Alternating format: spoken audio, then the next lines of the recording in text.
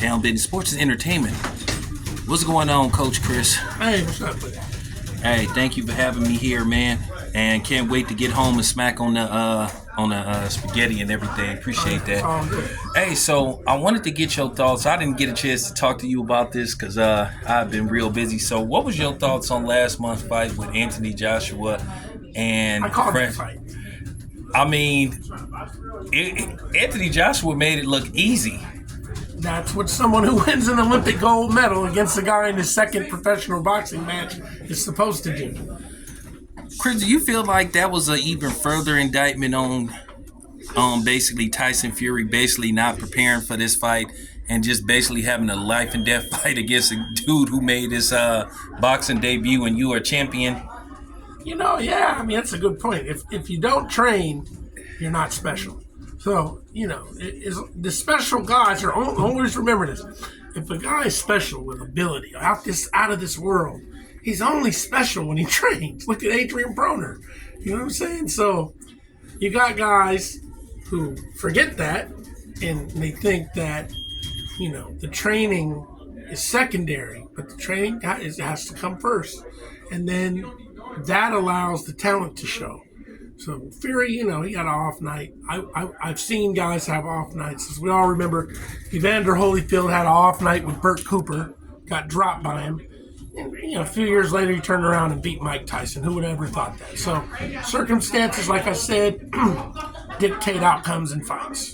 So we don't know what the circumstance was for Tyson Fury, but we do know what the circumstance was for Anthony Joshua, that he's an Olympic gold medalist, a solid fighter, and he handled business like I said he would. Do you think he had to send a message by basically just making short work of Ngannou? Because basically if this fight was back in the mix now, longer than 3 rounds, who knows? Well, if he would have went the distance like Tyson Fury did, people would have just said the guy was good, right? They would have been, he's good. MMA fighters can box.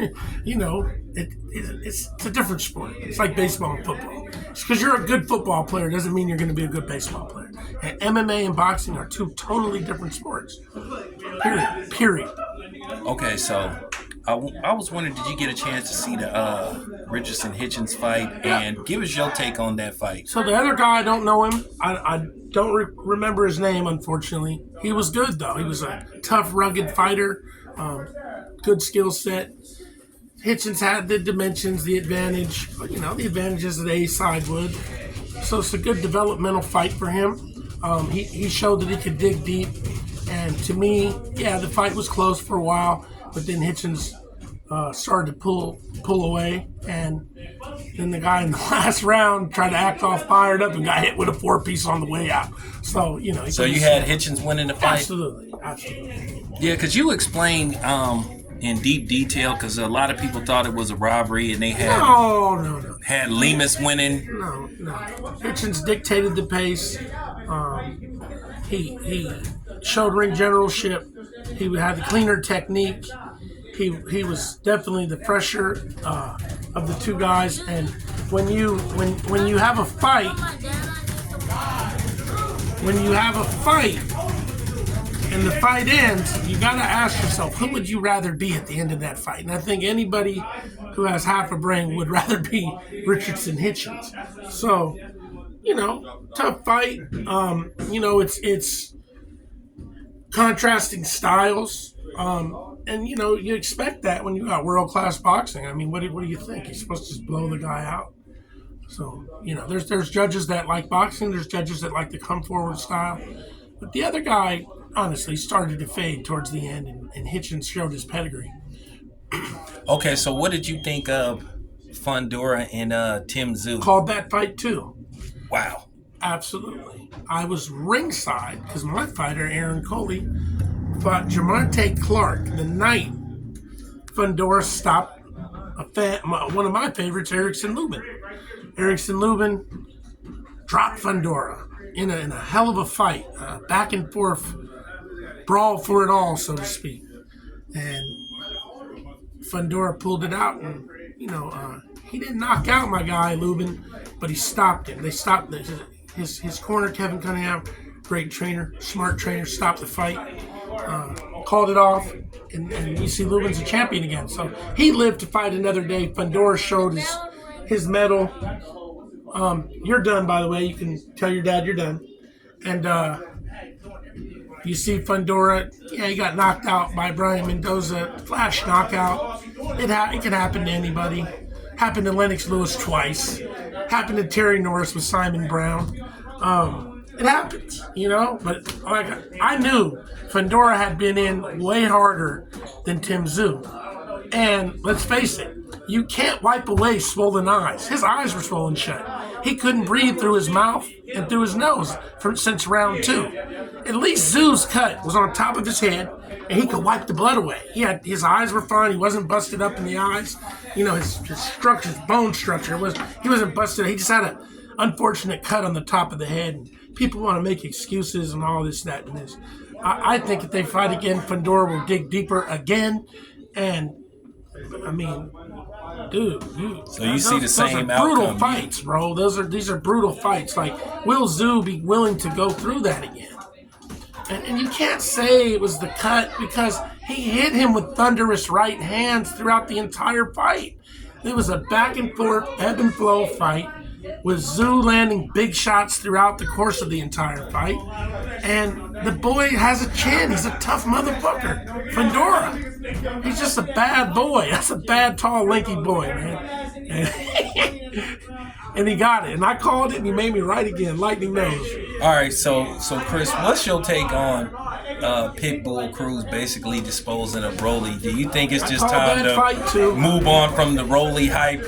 Well, the thing with Rolly is Rolly had a great run with a limited amateur background. I commend him.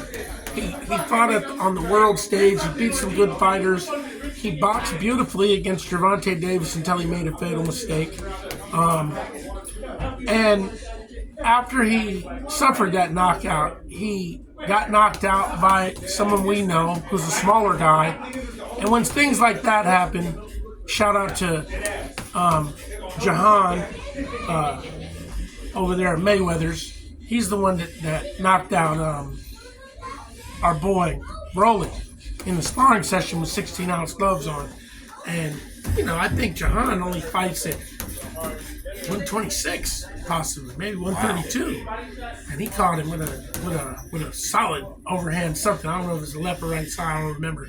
But when he got knocked out by Jahan, who's a smaller guy, I start to think he could be the beginning of the end. And he may be chinny. And then he got rocked by the old man. But the old man just knocked someone else out, too. So the old man could crack. That 40-year-old dude, he got some heat. Kris, that dude ain't 40. That dude is my age. That dude probably like almost 50 because I'm on 40. That dude probably. That man. Anyway, the dude can crack. He just knocked out a young guy who was trying to make his climb back. You know that, right? Yeah. Yeah, he knocked out some young dude who was supposed to be, a prospect. Just ended all his dreams. See, hey, see that's a message to y'all youngsters, man. Hey, I'm in this gym, man. Don't be, taking us OGs lightly, man. We stay ready, so we don't have to get ready. Yeah, but, one and done, baby.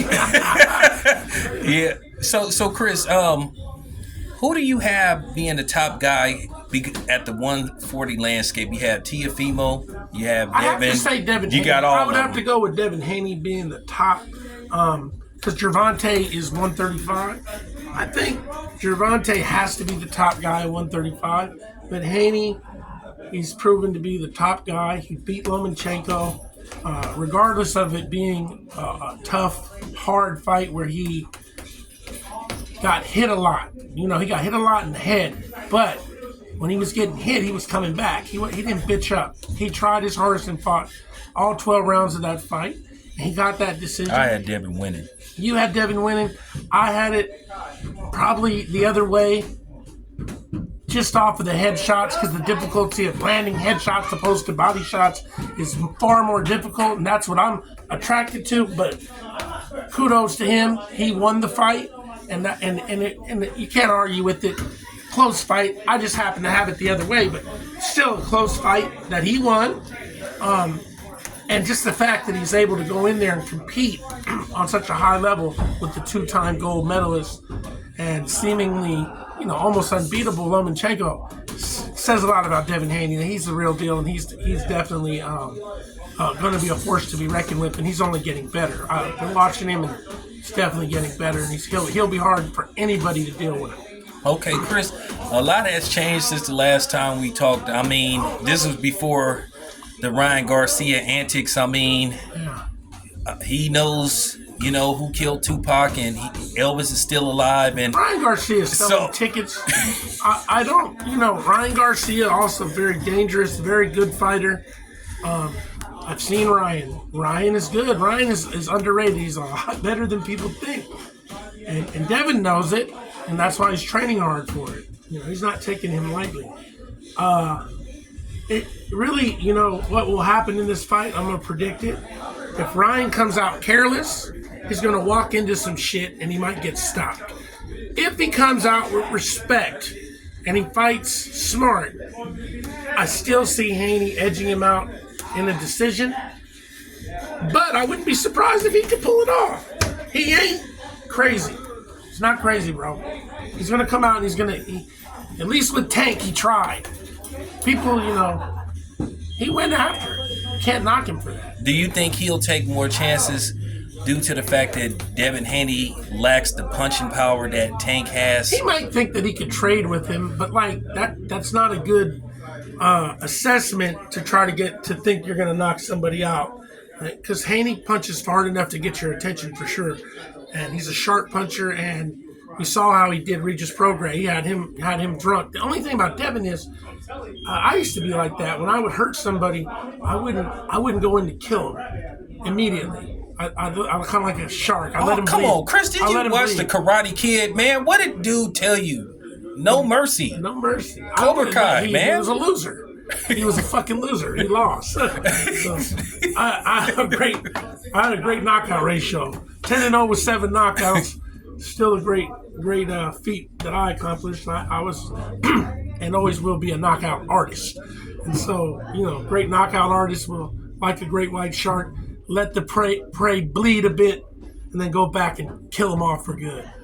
All right, Kris. So we got your son coming up. He's fighting this weekend in the ATL. So, tell everybody about that fight. So Dave is fighting again on overtime. He's got a 3-1 guy. Durable, tough guy. The guy's never been knocked out cold or anything like that. So we're gonna go in there, execute our game plan. We're prepared for this. We're gonna give the fans a great show. And that's April 19th on DAZN. Okay. It's his first first 6-round fight. Oh, Kris, before we go, do you have, since everybody seemed to have one, do you have a Diddy story? No, absolutely not. Okay. All right, you guys. So he doesn't have a Diddy story like everybody else. All right.